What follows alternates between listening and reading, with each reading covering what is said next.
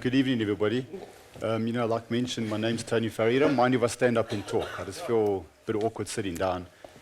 So I think just to a brief intro, I think the way that the financial wellness is really run, it's based on broad financial wellness in a summarized version. So what that means, if I have to stand up here and talk about financial wellness, it's probably going to take me 2 hours to drill into each aspect. So the idea is really just to give a brief overview and then field any questions. So I'm not going to expand on a lot of the topics. It's just really to give you an overview on the way financial wellness should run. Because there is distinct steps on what you need to look out for and how does it fit into your overall financial planning. And if you're an employer, with your employees. How do your employees manage their financial wellness? Because we were having a chat about this in the meeting room before, and all of these things overlap. The minute somebody is in a scenario where they're feeling financially unwell, what happens, they get stressed, it leads into your mental unwellness and also leads to physical unwellness. So that's kind of how they're all fitting together and trying to tick off all those boxes. So without spending too much time on it, I'm just going to move over. Oh, there we go. So, these are just some headlines, that you often see going back right through to, 20 years ago. You see South Africans are drowning in debt. They're not making enough financial decisions that help them for the future. They struggle with debt management. Debt counseling has become a big thing more and more. How do you manage that financial aspect of your life? Even your employees, how does it fit into your everyday living? How does it fit into your work? How does it fit into your children, your family? Financial wellness is not just about you and your partner. A lot of people think it stops when you and your partner get together and you discuss your finances. You've got to include children into that.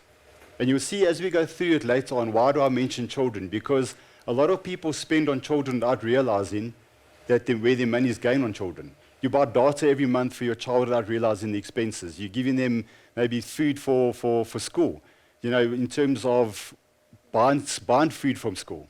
There's sporting activities. A lot of it doesn't get taken into budgeting. All of a sudden, you get to the end of the month and your budget's gone way out of sync.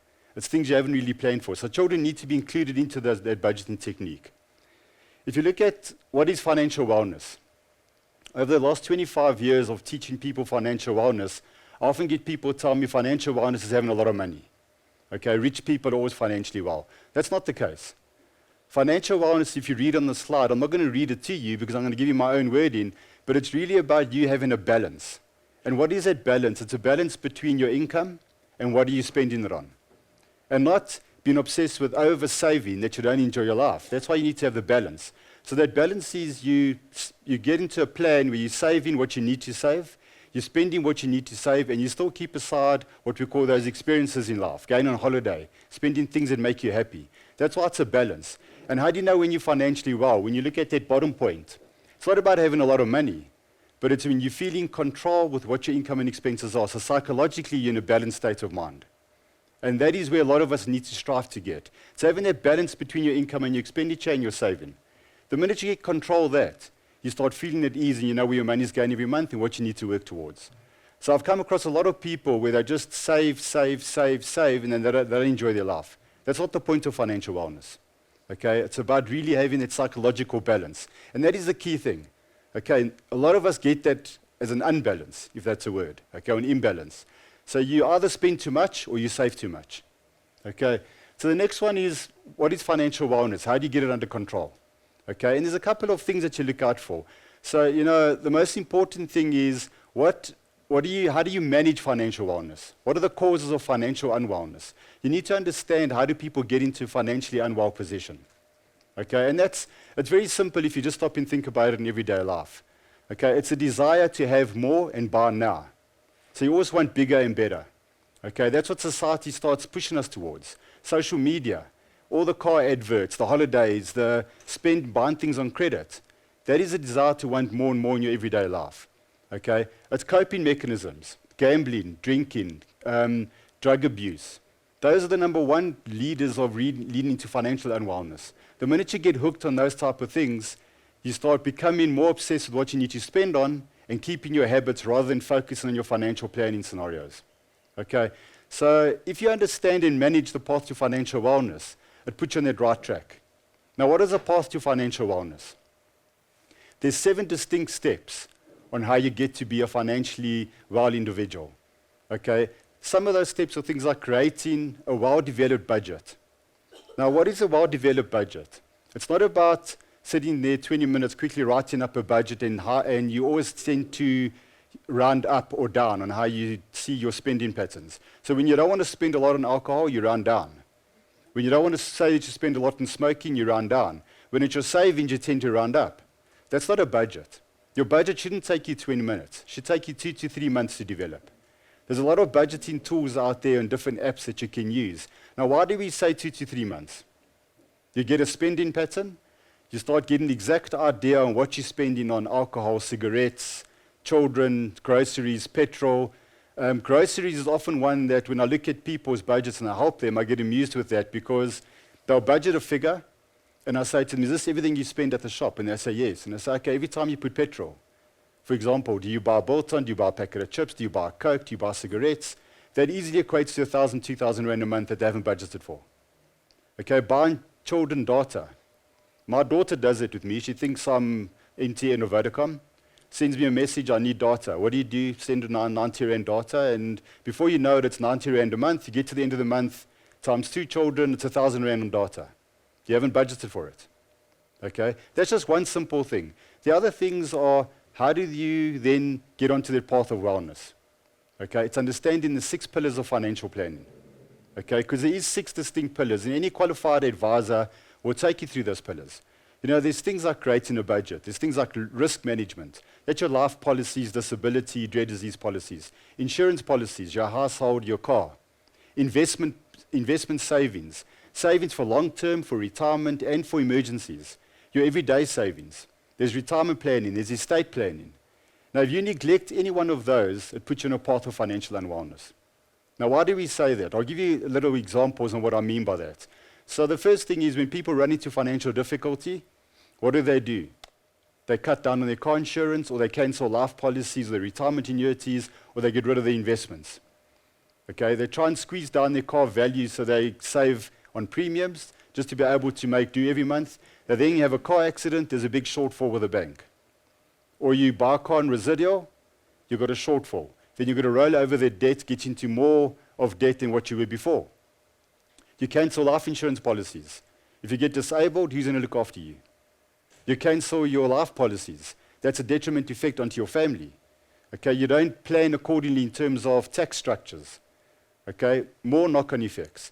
Your estate planning, you don't do a will. You don't have sufficient estate planning. Your estate's not liquid enough. What happens if you die? Your family runs into tax problems. Okay, to wind up your estate becomes costly. You've got executive fees. You may have estate duty. All of those things need to be an overall package when you're planning for financial wellness. It's not just about having a lot of money and getting that balance, but it's about everything as a holistic plan and a solution you're bringing yourself forward into together with your family. Because it affects your beneficiaries, your children, your partners, everybody that's involved with your finances, they've got an effect in terms of financial wellness. So you can really see it's not just about understanding your money. It's got far-reaching effects on every other component in your life when you manage your finances properly. And I think the last part there is understanding financial products. You know, you could tick off all of the boxes, but if you don't understand your financial products that you get into, that can knock you back in a big way if you just don't understand simple things like what is a residual, what is top-up cover, what are credit shortfalls, you know, what are your company benefits. If you've got a pension fund at your company, what does that offer you? You know, where you invested, what are the cost components? What is better to look at saving for retirement annuities or pension plans? Because 1% savings on their cost can make you feel financially well when you retire, because it can boost your retirement value. So it's not just the things that you don't see every day. It's even hidden things in what we call opportunity cost. Your retirement funds, your short-term policies, your RAs, your investment schemes, all those things, understanding the underlying cost structures, erodes your value at the end. Because every 1% you save boosts your retirement value, boosts your maturity value on your investment schemes. So financial understanding of products is crucial. Okay, when I do these sessions with employees, because a lot of companies appoint us when we do financial wellness sessions with staff, and I always say, who can tell me what a residual is? You'll be surprised how many individuals don't understand 100% what a residual works like. Okay, car dealerships love it. They roll it over at the end of the term, you get stuck into another car, they add the residual on there, and you just keep on financing the same car over and over and over. okay? Because it's a very complex structure if you don't understand how it works, okay? So that is really the idea behind that. So I think if you look at some of the things that we just like to leave and close up with, never spend your money before you have it. Okay, I often again see people, I'm getting an increase in 2 months' time, they're already planning to buy a new car. Okay, I'm getting a bonus, they want to go on holiday, even though they might spend the next 6 months paying off that holiday because their bonus only covers one component of that holiday. You know, just because you can afford something doesn't mean you should buy it. Okay, that to me is an important one. So when you walk into a car dealer shop, you look at the normal stock standard car and you see top of the range and you automatically want that car and you think, I can afford it, it doesn't matter. There's an opportunity cost on that money could be grain for you somewhere else.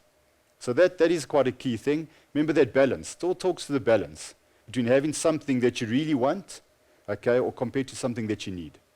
Okay, and then if you look at wise people, they have money in their heads and not in their hearts. So in other words, what we're doing there is separating your intellectual side from your emotional side. Okay? Treat money as an intellectual property, not as an emotional property. Okay? And that will help you distinguish between your desires, your wants, and your needs. Okay? And finally, I think to end off with, it's very simple.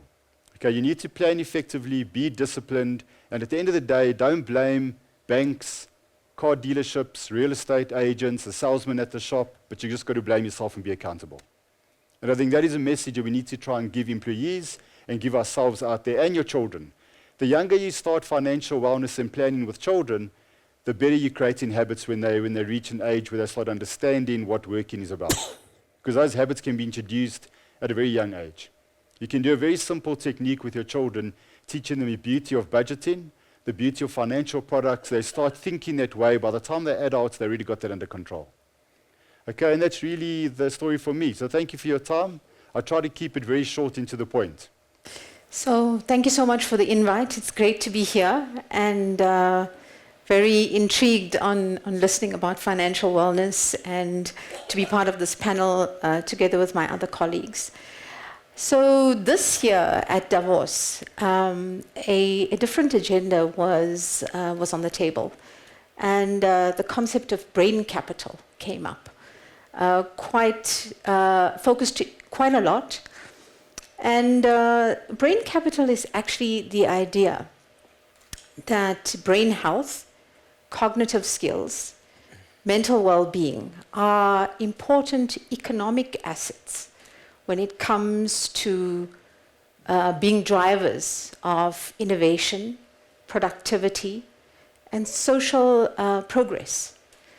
Together with neurological health, creativity, educational and emotional health or emotional intelligence, the brain capital or the brain economy is seen as a key economic asset as well as a driver of economic resilience, especially in these trying times. And I think anyone that has experienced the last couple of weeks noting the political mayhem that's happened, would understand how important brain capital really is.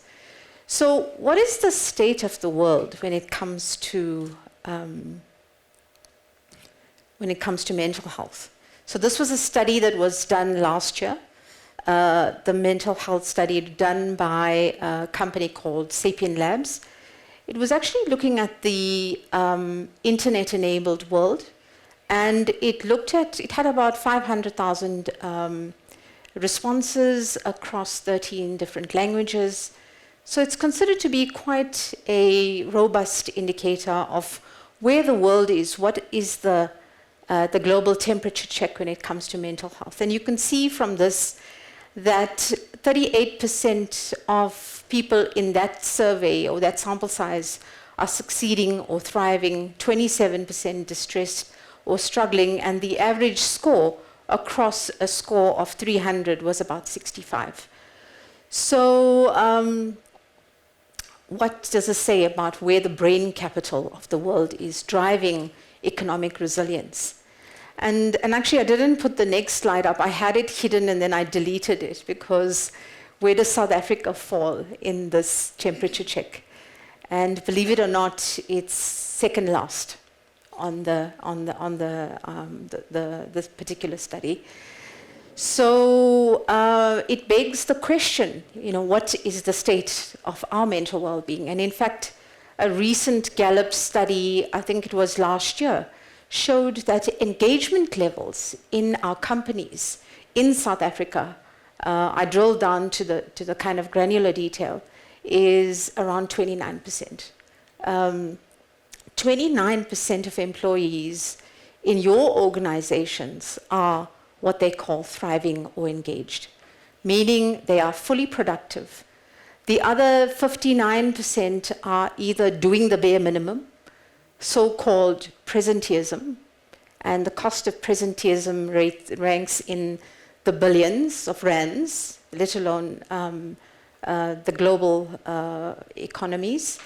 And 11% are completely disengaged, meaning they are just there. So scary statistics when it looks at how mental well-being relates to economic value and to the impact of productivity within corporates.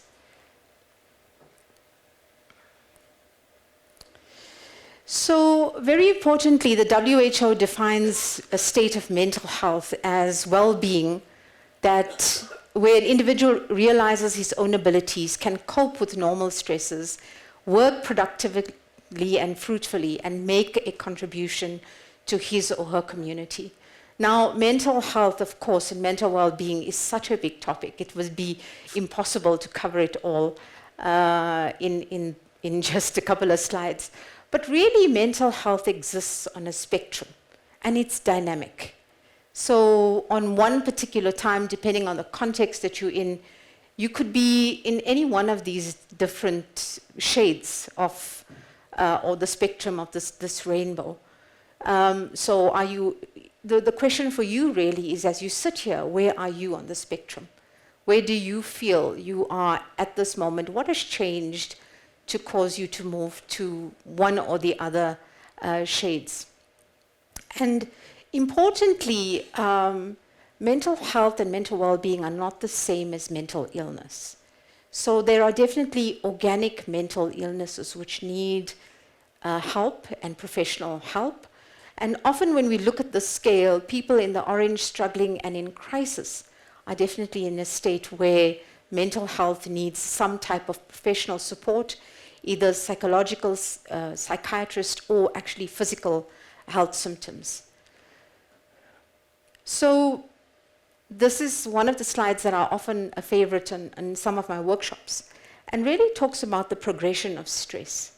So for any of you that has been stressed, and I don't think there's one person here that hasn't, I would think. So when we look at stress, we actually have a spectrum of stress itself, and you can see that it actually mirrors the previous slide, which talks about mental health, the mental health spectrum. So at the beginning of stress, we are actually activated. We feel engaged, empowered.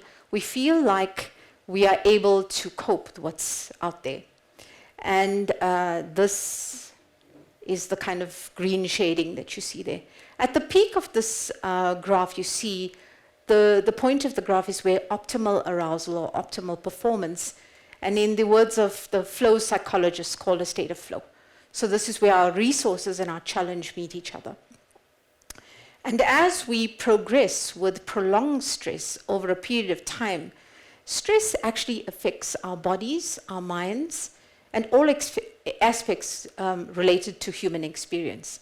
So once we have prolonged stress over a period of time, then we have degeneration of both the mind, our brains, and the body. So stress affects us in material ways to the physical functioning and to the mental prowess or the mental performance and how we show up at work. So the definitions of well-being are so expansive. In fact, scholars cannot even agree if there's a dash between the well and the being. That's how, that is how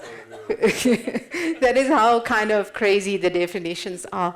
But, I've been researching this on my own for many years, and I like this definition, especially when it comes to bringing well-being out in corporate settings. Because when we look at it from a kind of more clinical perspective, it's really about the balance of resources versus challenge. And the resources are psychological, social, physical resources like sleep, diet, exercise, which I'm sure Dr. Jedd is going to talk about as well. And the challenges can also be psychological, social, and physical. Importantly, when it comes to corporates, the resources on my left or your right is about the individual, and the challenges can be both individual and environment. In fact, when we look at the definition of burnout, burnout is actually a contextual definition. It is based on prolonged workplace stress that's not managed over a prolonged period of time. Yet what do corporates do? They target resources at the individual, when burnout is actually a systemic issue and actually called the canary in the coal mine of an organization's health. So to kind of sum up, and well-being is multidimensional, and it's deeper than you think. And there's a pun on that. Sorry, you can't read the blue very well there. But basically, wellness, mental health, and brain health are intricately linked. And it requires a holistic approach to mental health. Physical, emotional, mental, social, all of those play together. And I'd like to leave with a quote by one of these positive psychologists, Csikszentmihalyi, who says the best moments in our lives are not the passive, receptive, relaxing times. The best moments usually occur if a person's body or mind is stretched to its limits in a voluntary effort to accomplish something difficult and worthwhile.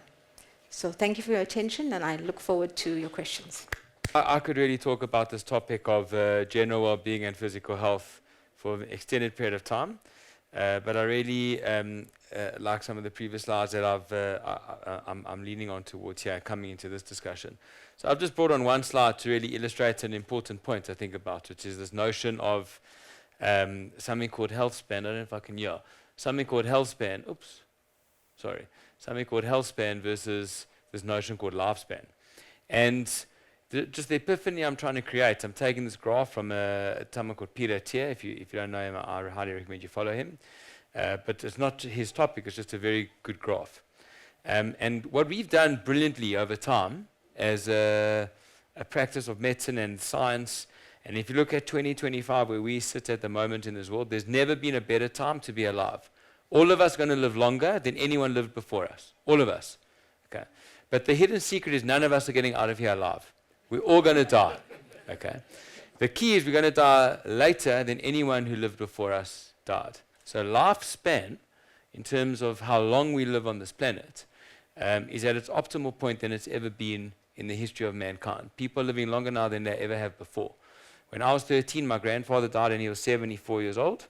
And I thought that was like ancient, you know. My mother's in her early 70s, and I think she's got a few good decades left in her. I really, really do. My grand died 2 years ago. She was 94. My sister-in-law's grand's going to turn 100 this year. And 20, 30 years ago, that was, I mean, I don't know if it really happened, but people get like a letter from the Queen, you know, if you live to 100. That's how uncommon it was in the Grand Commonwealth. So we've done really well at extending lifespan. And as you can see, there's like an extension I'm going to talk about in a second.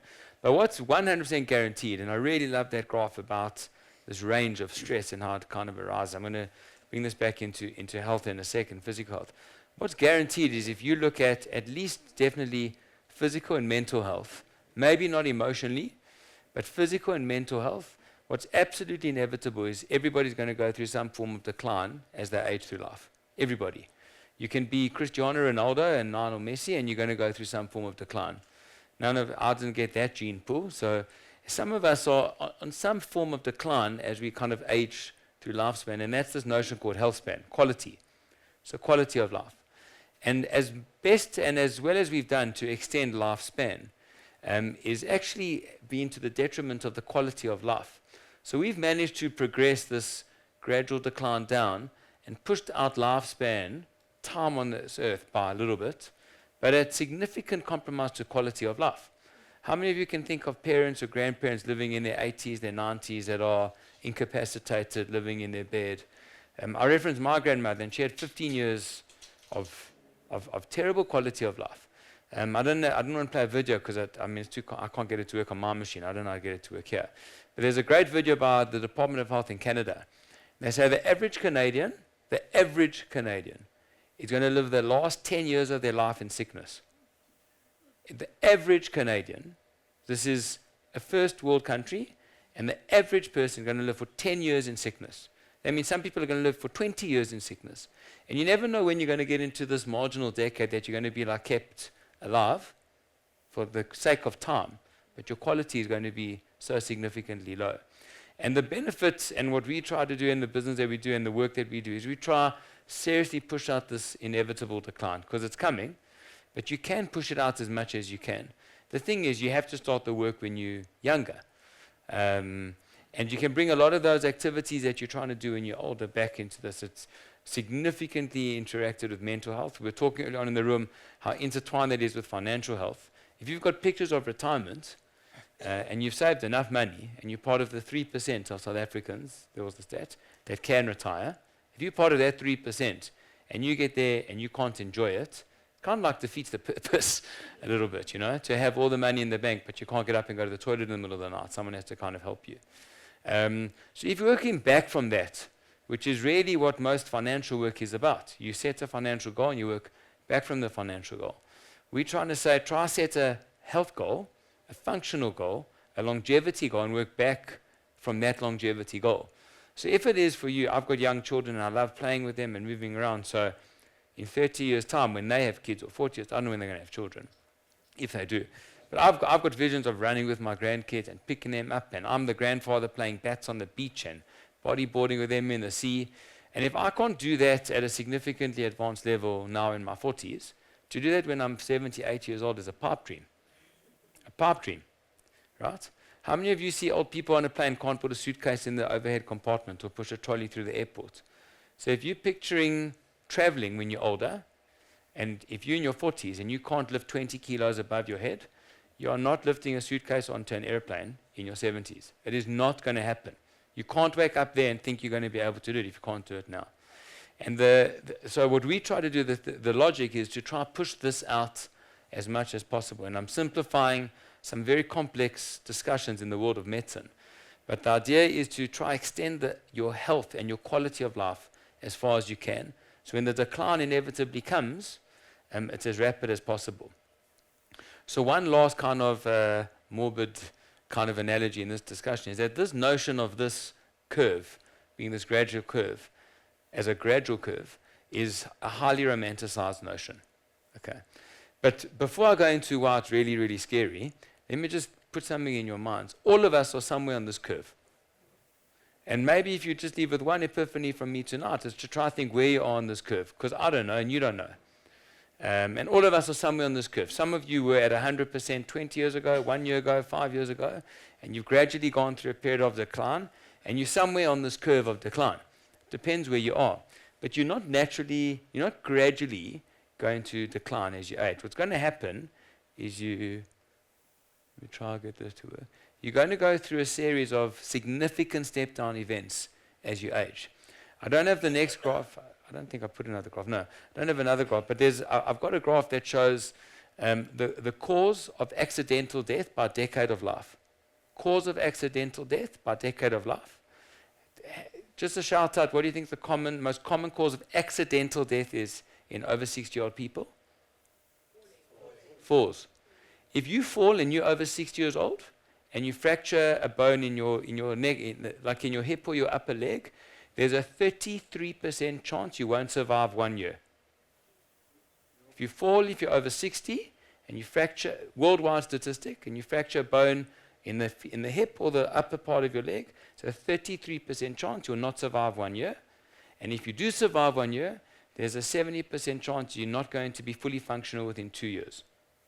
So that means if you're walking, you're going to be on a crutch. If on a crutch, you're going to be in a wheelchair. If in a wheelchair, you might be bedridden.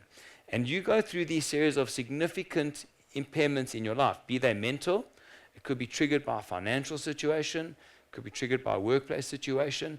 And if you're not at a high level of functionality when that happens, your drop down of functionality is significant and it's drastic. It's like falling off a cliff. And that's what happens with people that fall, and these elderly people, and they've got all these metabolic kind of complications. So I should have maybe had like a good news slide afterwards. Yeah. I'm just thinking about that now. If you just said send one slide, I send one slide. This is part of a much larger talk I usually kind of give. But the point is that the majorly positive thing is that the one epiphany is that all of us in this room are at some form of decline as we age. And it's important to just try to consider where you are on that point of decline. You want to be significantly advanced relative to your peers. You want to be like a younger version of yourself as you go through age. And be wary that you're going to go through a series of step-down events as you age. This is going to happen.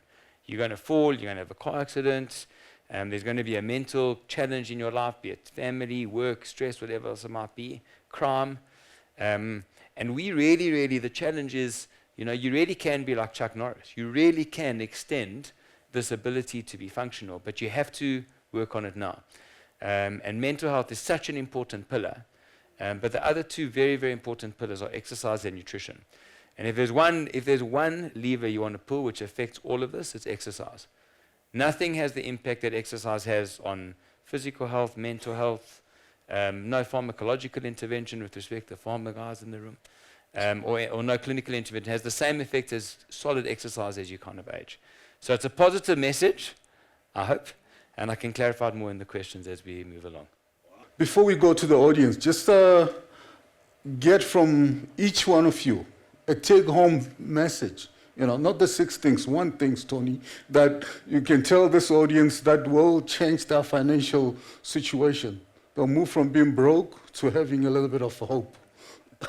Ashika, some kind of a mental wellness take-home value. Something, 1 thing, don't tell them 10 things, 1 thing. Let's baby steps. Let's just, take it easy. And of course, Jedd, 1 thing from a physical wellness. You said exercise. 1 thing that they can, this audience can take home tonight. So, do you want to start, Tony, or we start with the lady first? Happy? Yeah, you can go for it. All right. I think for me, I would say how to manage stress in a holistic way. Stress is something that affects every aspect of your well-being, and it is in your control because stress is an internal reaction to an external event. And what that means is you have the ability to respond versus react to stress. And there are techniques to be able to do that. I think you just hit the nail on the head. Me and Matlatse, we do off the clock interview. We interview CEOs, business leaders. I see Richard Makaba in the room, the CEO of Cash Converters. He's converting cash every day. What has been coming through out of off the clock has been, the kind of a high level of stress, lack of sleep, depression. Of course, they don't talk about it on the set. And that's why we kind of are trying to spotlight it here and amplify it here and make sure that we focus into that.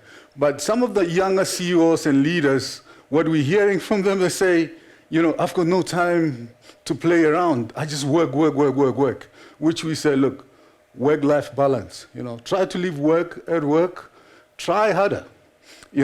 Most of them will tell you that, you can't afford work-life balance. It's like, you need to be very deliberate about it. Even me, I try to be very deliberate about it. There's some hobbies that I like, and I just get consumed into them. I like movies. I like to DJ, even at my age. Just forget about work and listen to the songs and music and put them together. So that talks to the point that you're talking about, being deliberate, being aware of it. So, Tony, what is 1 thing that the audience can take home that will change them from a financial wellness standpoint? I think it's kind of 2 points that I'm going to kind of mix into one. I think the key thing is that's what's called financial planning, is that you need to plan. Okay, and a plan is not just kind of something that's up in your top of your head, but a written, documented plan that you review. And I think just the second thing that leads on to that is seek advice. Don't think you know everything. Everybody's an expert in their field of expertise. So don't be scared to ask somebody for advice and find a trusted person that can help you through that. You know, those two are the most important components. I know you said one, but those two are really important. That's a bonus. Okay, yeah.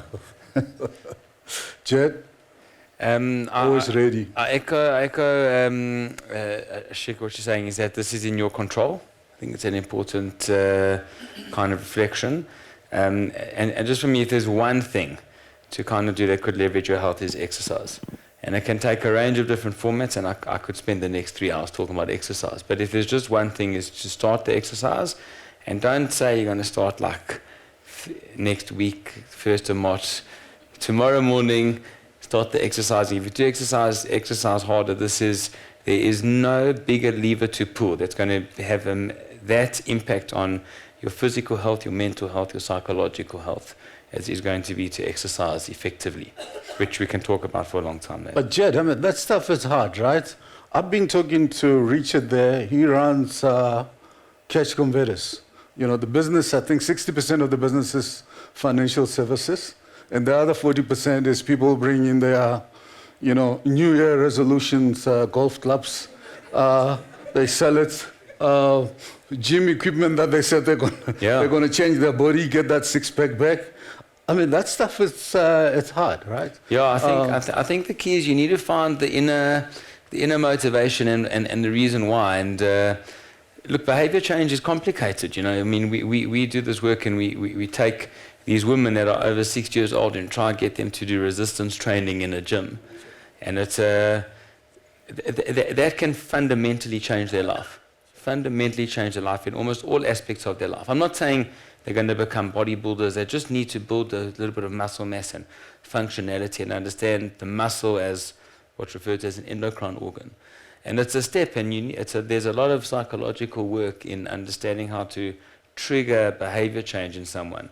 But if you can really understand why, and I'm no mental health kind of behavior change person. I'm rooted in discipline as a kind of a motivator. But if there's no other motivation, I mean, some people start to do it for their children, their grandchildren, their spouses, their personal self, whatever else it might be. And then there's the whole kind of psychological, scientific cascade of building habits. And some of that, you just have to take the first step. You know, you just have to go to the gym, start doing the work, get into the habits. Okay. While they're raising their heads, there's a question here that says, sometimes you find, to you, Jedd, you find a person who's exercising, who eats very well, and boom, at 35, heart attack. What causes that?